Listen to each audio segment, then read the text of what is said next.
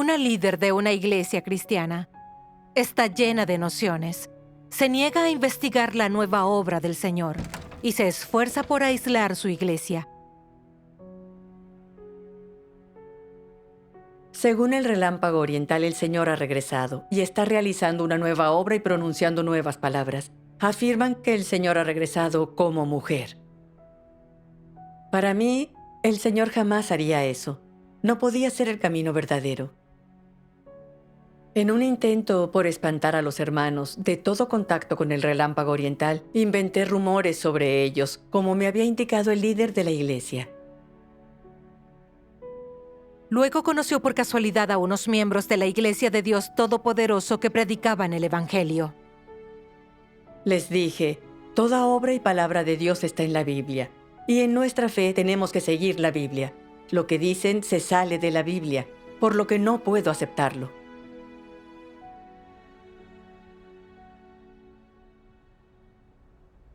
¿Cuál fue su respuesta cuando dijiste que toda tu fe debía tener una base bíblica? El hermano Wang contestó, tú dices que nuestra fe ha de seguir la Biblia, entonces ¿quieres decir que el Señor no puede realizar ninguna obra que no tenga base bíblica? Le contesté muy confiada, así es. Entonces me preguntó, ¿cuál crees que vino primero, Dios o la Biblia? Esto me tomó por sorpresa. Hacía años que era creyente, pero nunca lo había pensado. Lo pensé y respondí, que por supuesto Dios. El hermano Wang replicó, sí. La Biblia es un relato histórico de la obra de Dios. Es testimonio de su obra en la era de la ley y la era de la gracia. El Antiguo Testamento relata la obra de Dios en Israel. Y el Nuevo Testamento la obra del Señor Jesús en la era de la gracia. Así pues, la obra de Dios vino primero y después la Escritura. La obra de Dios no se basó en la Biblia, sino en su plan de gestión. Leyó entonces unas palabras de Dios Todopoderoso. Durante su época, Jesús guió a los judíos y a aquellos que le seguían según la obra del Espíritu Santo en él en ese momento. Él no tomó la Biblia como base para lo que llevaba a cabo, sino que hablaba de acuerdo con su obra. No prestó atención a lo que la Biblia decía, ni buscó en ella una senda para guiar a sus seguidores. Desde el mismo momento en el que empezó a obrar, difundió el camino del arrepentimiento, una palabra sobre la cual las profecías del Antiguo Testamento no mencionan una sola palabra. No solo no actuó según la Biblia, sino que también mostró una nueva senda y realizó una obra nueva. Nunca consultaba la Biblia cuando predicaba. Durante la era de la ley, nadie fue nunca capaz de llevar a cabo sus milagros, de sanar a los enfermos y echar fuera a los demonios. Su obra, sus enseñanzas, la autoridad y el poder de sus palabras también estaban por encima de cualquier hombre en la era de la ley. Jesús simplemente llevó a cabo su obra más nueva. Y aunque muchas personas lo condenaron usando la Biblia e incluso usaron el Antiguo Testamento para crucificarlo, su obra sobrepasó al Antiguo Testamento. Si esto no fue así, ¿por qué lo clavaron en la cruz? No fue porque el Antiguo Testamento no decía nada de su enseñanza ni de su capacidad para sanar a los enfermos y echar fuera a los demonios. Su obra se llevó a cabo para guiar por un nuevo camino, no para buscar deliberadamente un enfrentamiento con la Biblia o para prescindir deliberadamente del Antiguo Testamento. Él vino simplemente a desarrollar su ministerio, a traer la nueva obra a aquellos que lo anhelaban y lo buscaban. No vino a explicar el Antiguo Testamento ni a sostener su obra. La obra de Jesús no tenía como fin permitir que la era de la ley continuara desarrollándose, porque su obra no tomó en consideración si tenía o no la Biblia como su base. Jesús simplemente vino a llevar a cabo la obra que debía realizar. Por tanto, no explicó las profecías del Antiguo Testamento ni obró según las palabras de la era de la ley del Antiguo Testamento. Ignoró lo que decía el Antiguo Testamento. No le importó si concordaba o no con su obra, ni lo que los demás conocieran de ésta o que la condenaran. Simplemente siguió realizando la obra que debía llevar a cabo, aunque muchas personas usaron las predicciones de los profetas del Antiguo Testamento para condenarlo. Para las personas parecía como si su obra no tuviera base, y gran parte de ésta entraba en conflicto con los registros del Antiguo Testamento. ¿No fue esto un error del hombre? ¿Debe aplicarse la doctrina a la obra de Dios? ¿Y debe obrar Dios según las predicciones de los profetas? Después de todo, ¿quién es más grande, Dios o la Biblia? ¿Por qué debe obrar Dios de acuerdo con la Biblia? ¿Podría ser que Dios no tuviera derecho a actuar más allá de la Biblia? ¿No puede apartarse Dios de la Biblia y realizar otra obra? ¿Por qué no guardaban el día de reposo Jesús y sus discípulos? Si debía practicar a la luz del día de reposo y según los mandamientos del Antiguo Testamento, ¿por qué Jesús no respetó el día de reposo después de venir, sino que, en su lugar, lavó pies, cubrió cabezas, partió pan y bebió vino? ¿No está todo esto ausente de los mandamientos del Antiguo Testamento? Si Jesús respetaba el Antiguo Testamento, ¿por qué rompió con estas doctrinas? Debería saber que fue primero Dios o la Biblia. Si era el Señor del día de reposo, ¿no podía ser también el Señor de la Biblia? Tras leer este pasaje, el hermano Wang compartió: cuando vino a obrar el Señor Jesús, trascendió la ley del Antiguo Testamento para realizar la obra de la era de la gracia.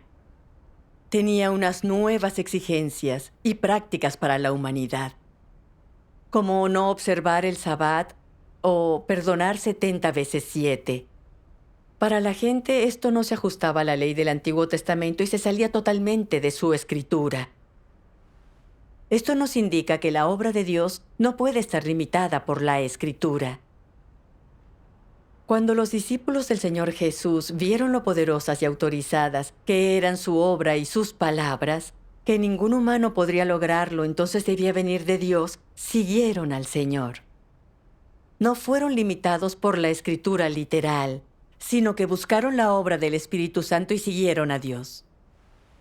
Por tanto, en nuestra fe no podemos juzgar la obra de Dios según la Escritura, sino que hemos de conocer a Dios por sus palabras y su obra.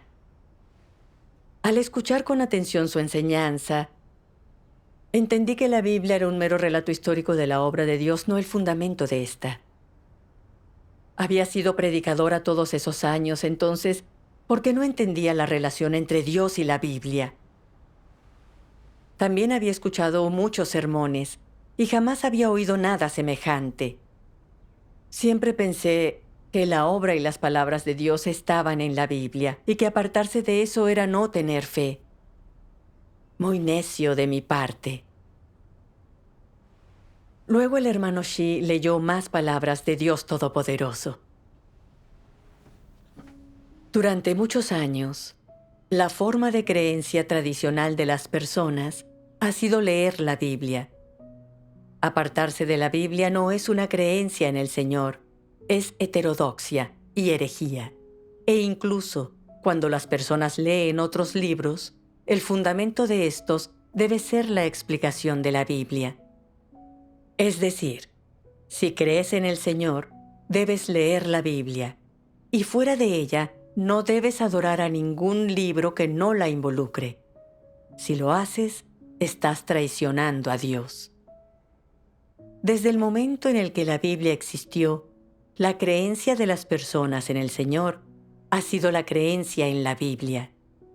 En lugar de decir que las personas creen en el Señor, es mejor decir que creen en la Biblia. En lugar de decir que han comenzado a leer la Biblia, es mejor decir que han empezado a creer en ella. Y en lugar de decir que han vuelto a la presencia del Señor, es mejor decir que han regresado delante de la Biblia. De esta forma, las personas adoran la Biblia como si fuera Dios, como si fuera su vida, y perderla sería lo mismo que perder su vida. Las personas consideran que la Biblia es algo tan elevado como Dios, y están incluso aquellas que la ven como algo superior a Dios. Si las personas no tienen la obra del Espíritu Santo, si no pueden sentir a Dios, pueden seguir viviendo, pero tan pronto como pierden la Biblia o sus capítulos famosos y sus dichos célebres, es como si hubieran perdido su vida. Creen en mi existencia solo dentro del alcance de la Biblia, y me equiparan con ella. Sin la Biblia, yo no existo, y sin mí no existe la Biblia. No prestan atención a mi existencia o acciones, sino que dedican una atención extrema y especial a todas y a cada una de las palabras de las Escrituras. Muchas más incluso creen que yo no debería hacer nada que quisiera, a menos que las Escrituras lo predijeran. Le atribuyen demasiada importancia a las Escrituras. Se puede decir que ven las palabras y expresiones como demasiado importantes, hasta el punto de que usan versículos de la Biblia para medir cada palabra que digo y para condenarme. Lo que buscan no es el camino de la compatibilidad conmigo o el camino de la compatibilidad con la verdad, sino el camino de la compatibilidad con las palabras de la Biblia. Y creen que cualquier cosa que no se ciña a la Biblia, sin excepción, no es mi obra. ¿No son estas personas los descendientes sumisos de los fariseos? Los fariseos judíos usaron la ley de Moisés para condenar a Jesús. No buscaron la compatibilidad con el Jesús de esa época, sino que diligentemente siguieron la ley al pie de la letra, hasta el grado de que, después de haberlo acusado de no seguir la ley del Antiguo Testamento y de no ser el Mesías, al final crucificaron al inocente Jesús. ¿Cuál era su sustancia? ¿No era que no buscaban el camino de la compatibilidad con la verdad? Según el hermano Xi, muchos juran por lo más sagrado que creen en Dios, pero realmente creen en la Biblia. Restringen a Dios al ámbito de la Escritura y comparan su obra con las palabras de la Biblia. Niegan y condenan lo que no coincida con ella. ¿En qué se podrían diferenciar de los fariseos? Los fariseos compararon la obra del Señor Jesús con la ley del Antiguo Testamento, y al descubrir que se salía de esos límites, lo condenaron. Y finalmente hicieron que lo crucificaran. Una lección dolorosa de aprender. En nuestra fe debemos buscar la verdad y las huellas de Dios. En los últimos días, Dios Todopoderoso ha expresado muchas verdades para realizar la obra del juicio, purificarnos de pecado e introducirnos en el reino de los cielos. Esta etapa de obra es más profunda y elevada que la obra de redención del Señor y está fuera del ámbito de la Biblia. Si la juzgamos según los términos literales de la Biblia y delimitamos la obra de Dios de los últimos días, ¿no cometeríamos el mismo error que los fariseos? Eso da mucho que pensar. Siempre pensé que la obra de Dios no podía salirse de la Biblia, que era imposible que fuera obra de Dios lo que no estuviera registrado en ella. Tras todos estos años de fe, ¿cómo pude pensar que Dios estaba limitado a la Biblia? Nunca me había percatado de que ese no era el tipo correcto de fe. Citando a Dios Todopoderoso, me equiparan con la Biblia. Sin la Biblia, yo no existo y sin mí no existe la Biblia. no prestan atención a mi existencia o acciones, sino que dedican una atención extrema a las Escrituras. Muchos creen que yo no debería hacer nada que desee, a menos que las Escrituras lo predijeran. Cada palabra me resultó tremendamente incisiva. ¿Cómo podía considerar la Biblia como si fuera Dios? ¿Eso era priorizar a Dios? Me importaba la Biblia, no me importaba Dios. Era la primera vez que descubrías esto tras tantos años de fe. Sí. No imaginaba lo maravillosa que era la prédica del relámpago oriental, sino que aún tenía muchas preguntas sin respuesta. Suponía que, ya que los estaba escuchando, bien podría recibir respuestas. No podía continuar siendo tan desorganizada en mi fe. Además, quería oír más sobre las otras opiniones de esos dos hermanos sobre la fe. Así que les pregunté, por Apocalipsis 22:18, yo testifico a todos los que oyen las palabras de la profecía de este libro.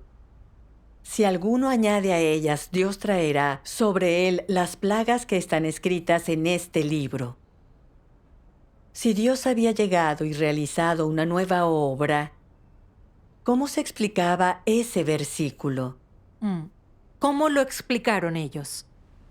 El hermano Wang dijo, en ese versículo añade, significa no añadir nada a las profecías del Apocalipsis. No que Dios no fuera a regresar y hablar más en los últimos días. Si nos guiáramos por tu idea de que Dios no iba a volver y hablar más en los últimos días, recuerda que el Señor dijo, aún tengo muchas cosas que deciros, pero ahora no las podéis soportar. Pero cuando Él, el Espíritu de verdad, venga, os guiará a toda la verdad. ¿Cómo se cumpliría eso? Y el Apocalipsis cita 7 veces. El que tiene oído, oiga lo que el Espíritu dice a las iglesias. ¿Cómo se explicaría eso? ¿No estás negando y condenando las palabras del Espíritu Santo a las iglesias en los últimos días, las verdades que expresa? Todos sabemos que Dios es la fuente de la vida, el manantial inagotable de vida. Por tanto, delimitar la obra y las palabras de Dios a la Biblia sería como afirmar que Dios solo pudo decir lo relatado en la Biblia y realizar la obra que hizo en el pasado. ¿Eso no sería faltar al respeto y restringir a Dios? Dios Todopoderoso ya ha hablado millones de palabras y está realizando la obra del juicio que comienza con la casa de Dios. Esto cumple la profecía del Señor Jesús. El que me rechaza y no recibe mis palabras, tiene quien lo juzgue. La palabra que he hablado, esa lo juzgará en el día final. Según 1 Pedro. Porque es tiempo de que el juicio comience por la casa de Dios. Solo al aceptar las verdades de Dios en los últimos días y el juicio de sus palabras, podemos comprender la causa de nuestro pecado y liberarnos de la corrupción, dejar de resistirnos a Dios. Entonces podemos obedecerlo, adorarlo sinceramente y finalmente ser llevados por Él a su reino y recibir un hermoso destino. Al oírlo me di cuenta de que la Biblia profetiza que el Señor pronunciará nuevas palabras y realizará una nueva obra en los últimos días. Antes siempre creí conocer muy bien la Biblia, pero descubrí que no entendía su verdadera historia, ni sabía cómo abordarla adecuadamente. Esos dos hermanos compartieron luego muchas más enseñanzas sobre cómo abordar correctamente la Biblia. No me quedó ninguna duda. Pero también me resultó muy perturbador. No sabía por qué, tras todos esos años de fe, estaba tan equivocada. Siempre había creído que la fe en Dios implicaba fe en la Biblia y que ninguna otra cosa era fe en Dios. Creía que toda obra y palabra de Dios se limitaban a la Biblia, por lo que la consideraba más grande que Dios. Me resistía y condenaba cualquier afirmación de que Dios estaba realizando una nueva obra y pronunciando nuevas palabras, y no tenía deseos de buscar. Me aferraba, inflexible a mis nociones, y se las transmitía a mis hermanos y hermanas. Los llevaba por el mal camino. Mi predicación de todos aquellos años me pareció una forma de engañar a los miembros de la iglesia que los perjudicó. Entonces comprobé que solo era una predicadora ignorante y necia. Gracias a la guía de Dios te relegaste y te negaste a ti misma. Antes había estado con predicadores y debatido la escritura con ellos, pero esos hermanos eran más claros al compartir. Soy una persona muy arrogante y nada fácil de convencer, pero esta vez no tenía dudas. Tenía muchas ganas de que me lo explicaran todo, para que aclararan toda mi confusión. Les dije, entiendo todas sus enseñanzas, pero aún tengo una pregunta importante. Según ustedes, el Señor ha regresado en la carne de una mujer, algo que yo no admito. El Señor Jesús era hombre, así que debería regresar también como hombre. Este era tu mayor obstáculo para aceptar la obra de Dios en los últimos días. Sí. ¿Qué respondieron a esa pregunta? El hermano Wang dijo, según la Biblia, creó pues Dios al hombre a imagen suya. A imagen de Dios lo creó, varón y hembra los creó. Este versículo bíblico nos indica que Dios creó varón y hembra a imagen suya. Si la encarnación de Dios como hombre pudo representar a Dios, ¿no podría representarlo su encarnación como mujer? Sea hombre o mujer, es una encarnación corpórea del Espíritu de Dios. Y en ambos casos, Dios realiza su obra. Antes no conocíamos esta verdad, por lo que, desde el momento en que la primera encarnación de Dios fue un hombre, muchos lo delimitaron, porque creían que Dios encarnado solo podría ser hombre, nunca mujer. El hermano Wang leyó después unas palabras de Dios Todopoderoso.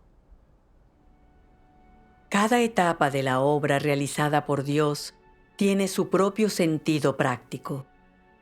En aquel entonces, cuando Jesús vino, lo hizo en forma de varón, y cuando Dios viene esta vez, toma la forma de mujer. A partir de esto, se puede ver que la creación de Dios de ambos, el varón y la mujer, puede ser útil para su obra, y que con él no hay distinción de género. Cuando su espíritu viene, él puede adoptar cualquier carne que desee, y esa carne puede representarlo. Sea varón o mujer, puede representar a Dios mientras sea su carne encarnada. Si Jesús hubiera aparecido como mujer cuando vino, en otras palabras, si el Espíritu Santo hubiera concebido una niña y no un niño, esa etapa de la obra se habría completado de todas formas. Si esto hubiera ocurrido, la etapa actual de la obra la hubiera tenido que completar un varón, pero de todas maneras, la obra se habría completado. La obra llevada a cabo en cada etapa tiene su significado. Ninguna de las dos etapas de la obra se repite ni entra en conflicto con la otra. En aquel momento, cuando Jesús llevaba a cabo su obra, se le llamó el Hijo Unigénito, e Hijo indica el género masculino. ¿Por qué no se menciona entonces al Hijo Unigénito en la etapa actual? Porque los requisitos de la obra han necesitado un género diferente al de Jesús. Con Dios no hay distinción de género. Él realiza su obra como lo desea, y al llevarla a cabo, Él no está sujeto a ninguna restricción, sino que es particularmente libre. Sin embargo, cada etapa de la obra tiene su propio sentido práctico. Dios se hizo carne 2 veces, y es obvio que su encarnación durante los últimos días es la última vez. Él ha venido a revelar todas sus acciones.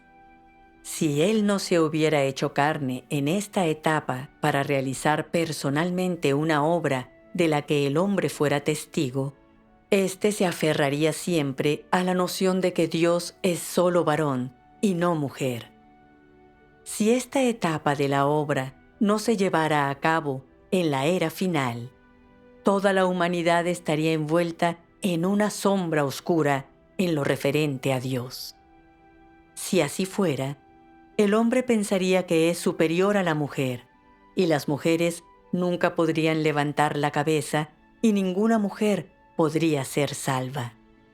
Las personas siempre creen que Dios es varón y que Él siempre ha aborrecido a la mujer y no le dará la salvación. De ser así, ¿no sería cierto que todas las mujeres que fueron creadas por Jehová y que también fueron corrompidas nunca tendrían la oportunidad de ser salvas? ¿No habría sido inútil entonces que Jehová hubiera creado a la mujer? Es decir, que hubiera creado a Eva. ¿Y acaso no perecería la mujer por toda la eternidad? Por ello, la etapa de la obra en los últimos días se lleva a cabo para salvar a toda la humanidad, no solo a la mujer. Si alguien pensara que si Dios se encarnara como mujer, sería únicamente para salvar a la mujer, esa persona sería en verdad una insensata. Prosiguió: que Dios se encarne en un hombre o una mujer tiene un significado y una verdad que debemos buscar. Si Dios se encarnara en ambas ocasiones como hombre, la gente creería que Dios solo podría ser hombre, nunca mujer. ¿Eso no sería delimitar a Dios? Que Dios se encarne en una mujer en los últimos días nos indica que tanto si adopta un cuerpo masculino como uno femenino, su esencia nunca cambia, se trata del propio Dios y siempre puede expresar verdades y realizar su obra. Esto nos aporta una comprensión más precisa de Dios. Además, la encarnación de Dios nos ayuda a entender que Él no es Dios solamente para los hombres, sino también para las mujeres. Si volviera a encarnarse en un hombre en los últimos días, habría prejuicios por siempre contra las mujeres. Y la gente podría llegar a pensar que Dios las aborrece, que no pueden salvarse. ¿No sería una mala interpretación? Que Dios se encarne en una mujer en los últimos días no encaja con las nociones de la gente, pero es importante y beneficioso para su salvación y su comprensión de Dios. El amor de Dios está en nosotros. Tenía razón. Todo lo que Dios hace es importante y a Él no podemos delimitarlo con nuestras nociones. Así es. Las palabras de Dios Todopoderoso revelaron mis nociones. Como el Señor Jesús fue hombre, yo presuponía que Dios no podría encarnarse nunca en una mujer. Que Dios creara al hombre y a la mujer era mera palabrería para mí. Me pregunté por qué creía imposible que adoptara forma de mujer. ¿Cómo había podido ser tan ignorante? El hermano Wang me leyó luego más palabras de Dios Todopoderoso. Vamos a mirar un video. Dios Todopoderoso dice: Dios no es solo el Espíritu Santo. El Espíritu 7 veces intensificado, o el Espíritu que todo lo engloba, sino también es un ser humano, un humano normal, un humano excepcionalmente común. No es solo varón, sino también mujer. Son parecidos en que ambos nacieron de humanos y distintos en que uno fue concebido por el Espíritu Santo y el otro nació de un humano, aunque derivado directamente del Espíritu. Son parecidos en que ambas carnes encarnadas de Dios llevan a cabo la obra de Dios el Padre, y distintos en que uno hizo la obra de redención, mientras el otro hizo la de conquista. Ambos representan a Dios el Padre, pero uno es el Redentor, lleno de gracia y misericordia, y el otro es el Dios de la justicia, lleno de ira y juicio. Uno es el comandante supremo que lanzó la obra de redención, mientras el otro es el Dios justo que cumple la obra de conquista. Uno es el principio, el otro el final. Uno es carne sin pecado, mientras el otro es carne que completa la redención, que continúa la obra y que nunca es pecaminoso. Ambos son el mismo espíritu, pero moran en carnes diferentes y nacieron en lugares diferentes y están separados por varios miles de años. Sin embargo, toda su obra es mutuamente complementaria, nunca conflictiva, y se puede hablar de ellas en el mismo contexto. Ambos son personas, pero uno fue un bebé varón y el otro una niña recién nacida. Durante estos muchos años, lo que las personas han visto no es solo el espíritu, y no solo un ser humano, un varón, sino también muchas cosas que no están de acuerdo con las nociones humanas. Así, los humanos no pueden desentrañarme totalmente. Siguen creyendo y dudando de mí a medias, como si yo existiera, pero como si fuera también un sueño ilusorio, razón por la cual, hasta hoy, las personas siguen sin saber qué es Dios. ¿Puedes resumirme realmente en una simple frase? ¿Te atreves a decir realmente Jesús no es otro que Dios y Dios no es otro que Jesús? ¿Eres realmente tan atrevido como para decir Dios no es otro que el Espíritu y el Espíritu no es otro que Dios? ¿Dices tan a gusto, Dios es solamente un ser humano vestido de carne? ¿Tienes verdaderamente la valentía de afirmar, la imagen de Jesús es la gran imagen de Dios? ¿Eres capaz de usar tu elocuencia para explicar exhaustivamente el carácter y la imagen de Dios? ¿De verdad te atreves a decir, Dios solo creó a los hombres, no a las mujeres, a su imagen? Si dices esto, entonces ninguna mujer estaría entre mis escogidos, ni mucho menos sería una clase de humanidad. ¿Sabes ahora realmente lo que es Dios? ¿Es Dios un humano? ¿Es Dios un espíritu? ¿Es Dios realmente un varón? ¿Solo Jesús puede completar la obra que yo voy a hacer? Si solo eliges una de las anteriores para resumir mi esencia, entonces eres un fiel creyente extremadamente ignorante.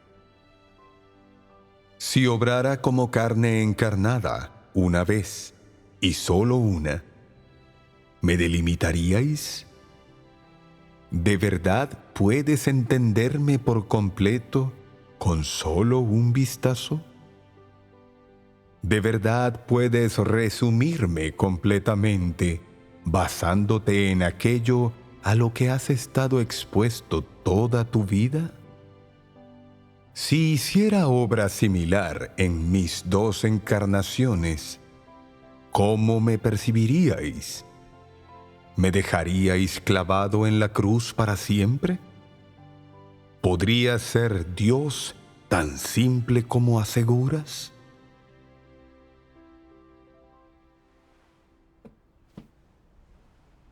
Estas palabras me conmovieron nada más oírlas. Siempre dije que Dios es el Espíritu que llena todas las cosas, omnipotente y omnipresente. Entonces, ¿cómo pude delimitarlo? La primera vez se encarnó en un hombre, Por ello, no es normal que esta vez venga como mujer. Cuando se encarna como hombre o como mujer, representa a Dios, puede expresar verdades y salvar a la humanidad. En realidad es muy simple. Entonces, ¿por qué lo consideraba un gran misterio? Al pensarlo, veía lo equivocada que estaba.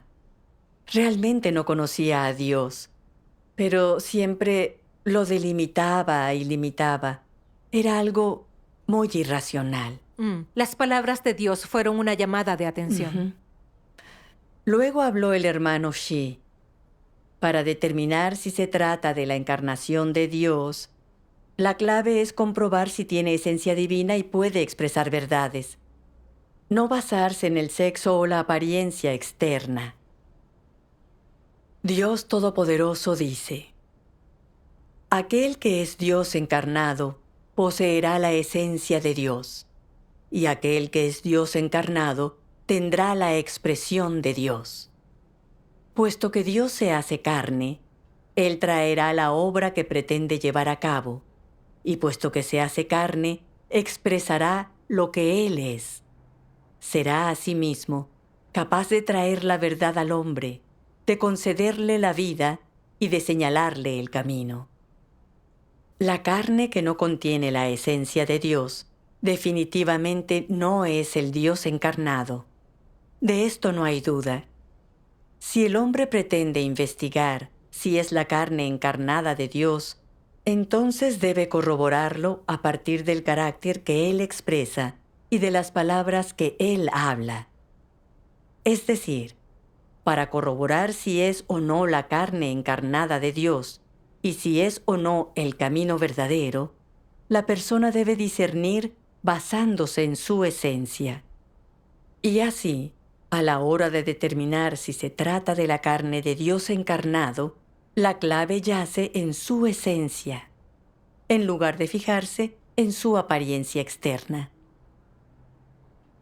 Las palabras de Dios son muy claras. El que expresa la verdad, nos señala el camino y nos da vida, es Dios en la carne. Cuando el Señor Jesús vino a obrar en la carne, parecía una persona normal. Era hijo de un carpintero. Por eso muchos no lo reconocían como Dios. Entonces, ¿por qué siguió tanta gente al Señor Jesús? Porque su obra y sus palabras no podían ser logros humanos. Podía expresar la verdad y darnos el camino del arrepentimiento. Él era amor, misericordia y redención para la humanidad. Nadie poseía esas cosas ni podía hacer todo eso. Por tanto, el Señor Jesús era Dios encarnado. Y ahora ha llegado Dios Todopoderoso, que parece una persona normal por fuera, pero que ha expresado muchas verdades y está realizando la obra del juicio de los últimos días. Ya ha conquistado y formado un grupo de vencedores. Dios Todopoderoso ha hecho una gran obra y conmocionado al mundo entero, al revelar el carácter justo de Dios a la humanidad y traernos el camino de vida eterna. Estas son cosas que no podría lograr ningún ser humano. Si lo único que consideramos es el sexo de la encarnación, pero no las verdades que expresa Dios, es una tremenda necedad y supone cometer el error de los fariseos de resistirse a Dios. Una enseñanza muy clara. Así es.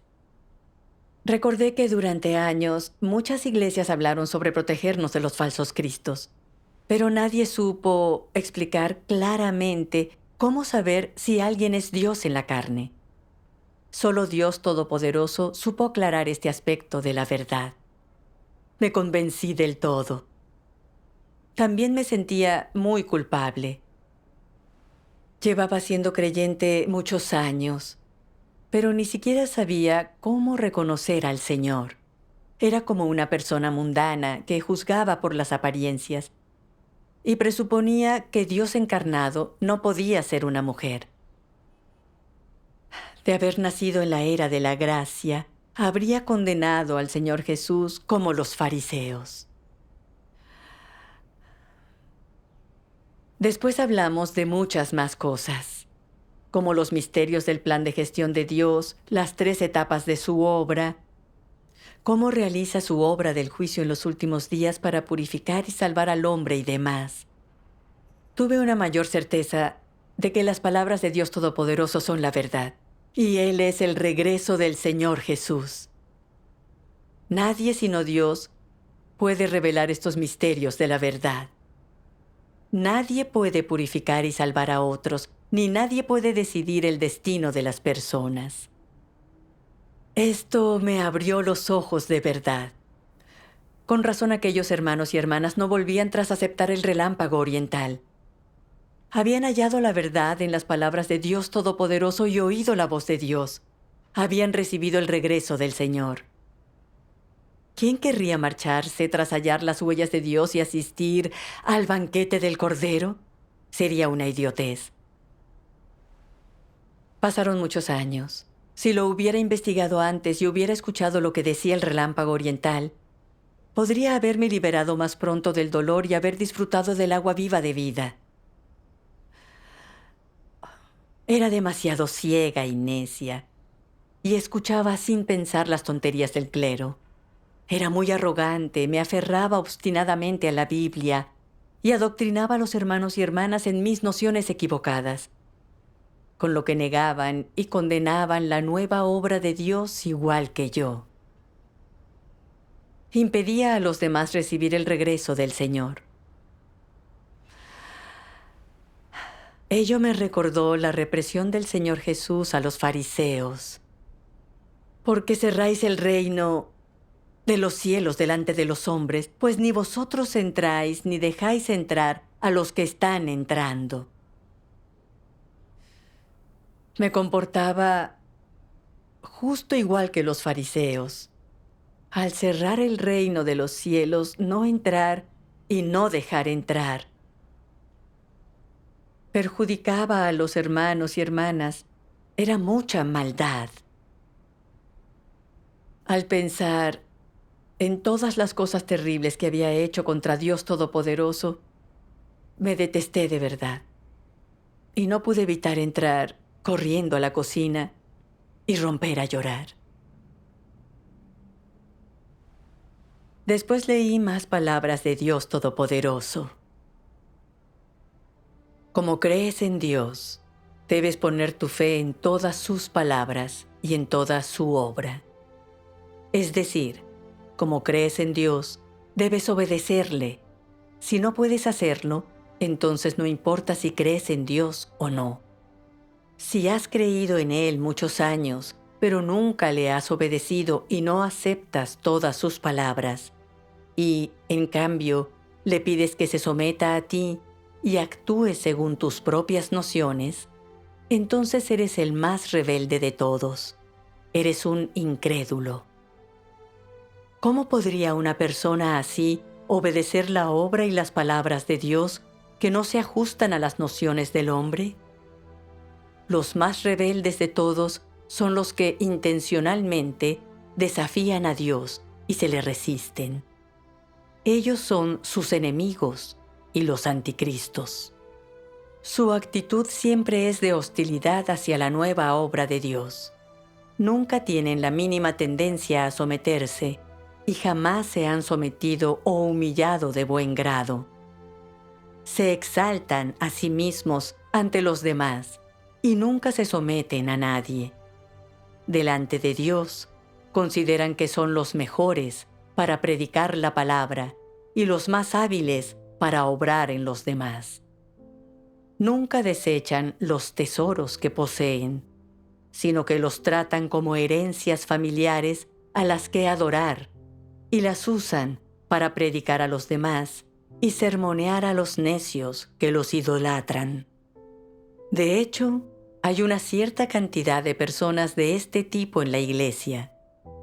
Se podría decir que son héroes indómitos, que generación tras generación residen temporalmente en la casa de Dios. Consideran que predicar la palabra es su tarea suprema. Año tras año y generación tras generación, se dedican vehementemente a hacer que su deber sagrado e inquebrantable se cumpla. Nadie se atreve a tocarlos, ni una sola persona se atreve a reprenderlos abiertamente. Se convierten en reyes en la casa de Dios y causan estragos mientras oprimen a los demás, era tras era. Este grupo de demonios busca unirse y derribar mi obra. ¿Cómo puedo permitir que estos demonios vivientes existan delante de mis ojos? Ni siquiera quienes obedecen a medias pueden seguir hasta el final, cuanto menos estos tiranos que no tienen ni una pizca de obediencia en su corazón. Las duras palabras de Dios me sentaron como una puñalada al corazón. Parecía que me juzgaba cada palabra. Durante esos años, pensé que en la iglesia nadie me superaba en fe, que era la creyente más devota. Consideraba mis sacrificios, mi capital personal, como si tuviera la autoridad de una monarca en la iglesia. Tenía la última palabra en todo, fuera grande o pequeño. Los hermanos y hermanas creían en el Señor y leían la Biblia, pero era a mí a la que escuchaban. Era muy inflexible en cuanto a mis nociones sobre el recibimiento al Señor, e intimidaba a los hermanos y hermanas para que no lo estudiaran. Aislé totalmente la iglesia. Los miembros de la iglesia tenían miedo de recibir a los del Relámpago Oriental y no se atrevían a escucharlos. A algunos les gustaba lo que decían, pero temían dejarles terminar, porque los podría expulsar. Descubrí que era una mala sierva que impedía que la gente recibiera al Señor. Era una farisea contemporánea. Ofendí el carácter de Dios y Él me disciplinó, permitiendo que enfermara. Pero no di marcha atrás y continué aferrada a mis nociones como si fueran la verdad. En vez de estudiar la obra de Dios Todopoderoso de los últimos días. Tremenda arrogancia de mi parte. Hacía que todos en la iglesia consideraran mis ideas la verdad. Intentaba ocupar el lugar de Dios. ¿Eso no es ser como un anticristo? Tras todos mis años como creyente, aún no conocía a Dios y lo combatía. La verdad no era digna de la misericordia de Dios. Cuando me di cuenta, me embargó la gratitud y me sentí muy en deuda con Él. Me postré ante Dios llorando y oré. Dios Todopoderoso, mis actos realmente merecen tu condena y maldición. No merezco vivir. Me has salvado y agraciado dejándome oír tu voz. Dios mío, he cometido mucha maldad y no merezco pedir tu misericordia. Solo te pido una oportunidad de expiar mis pecados, de subsanar mis transgresiones. Pagaré cualquier precio para predicar, para guiar a tus ovejas perdidas de vuelta a tu casa y a recibir tu salvación.